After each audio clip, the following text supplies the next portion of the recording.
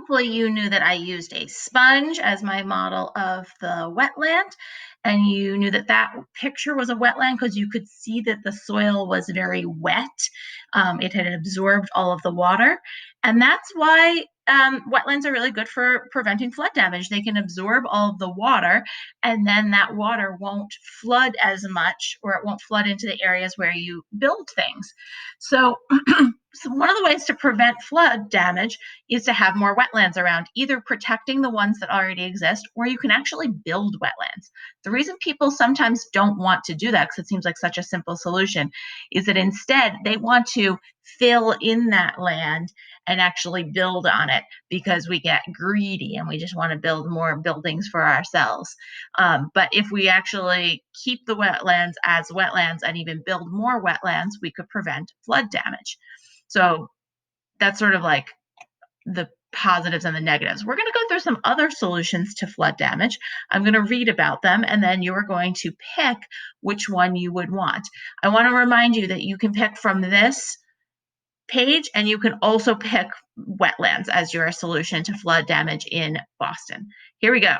Preventing flood damage. C, river walls. Walls have been built to prevent waves and currents from pushing the waters up ashore. In some areas, too, sandbags are made and placed in strategic areas to block floodwaters. And you can see in this picture, there is a wall right here, and it is preventing these waves from getting to the house. So what's the advantage of this? It's effective. They tend to work well. They provide walkways for sightseeing. Oftentimes these are long, long walls, and people can, they build a pathway near it and people can walk along it and look at the ocean. It's pretty nice. They're long lasting. Usually they last for a long time. And it also keeps soil erosion from happening, because if the waves are not hitting this beach, it's not gonna, the waves can't take the soil, the sand away. You can also have walls along rivers as well. Same idea. The disadvantage, they are very, very, very, very, very expensive to build. Not everyone enjoys looking at the seawalls. If you're this house, you might not want to have a wall between you and the ocean or you and the river. You might want to be able to just see it. And it can sometimes destroy the landscape around the beach. So this actually might cause issues for animals or plants that are growing in the area. Here's another one. We can actually just plant more plants. Vegetation is plants. Trees, shrubs, and grass, shrubs or bushes, help protect the land from erosion. So the roots of the plant will hold the soil in place and prevent water from moving it to new places as easily. If these roots sort of grip into the soil and hold the soil there, then even if there's water that's coming, it will prevent the soil from eroding, and then the water won't cause as much damage, because it's really not the water that causes the damage quite as much as the soil that's in it. Why is this good? An advantage: it prevents soil erosion. It restores plant and animal habitat. So this is one where it's not going to hurt anything. Why the disadvantage is you cannot use the land for other things. Again, we get greedy humans.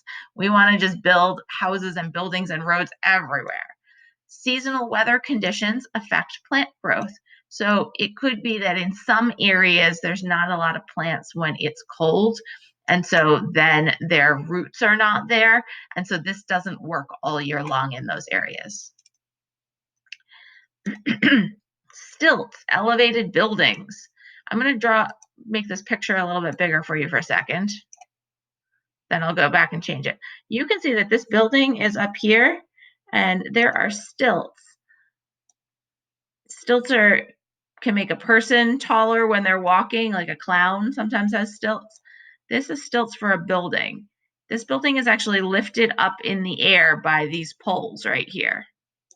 And so obviously, if a flood came, it would be able to adjust really easily. I'm going to change that back to the normal size so we can read.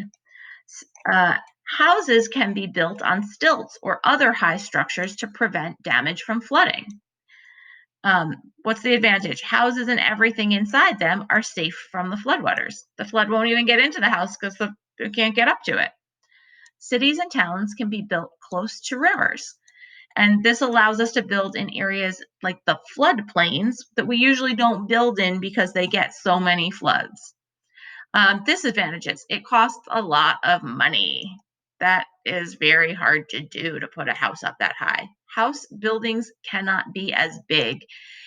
You can imagine if the house got too big, you couldn't lift it up. It would collapse the stilts. So you're going to go back to your purple tab now. You're going to be able to get this text, and you are going to write about which one you would choose for Boston. And you're also going to have the option of talking about wetlands, which are not in this text. And the code word for this text is marsh, MARSH, marsh, because that is a type of wetland. Have a good day. Can't wait to see what you choose.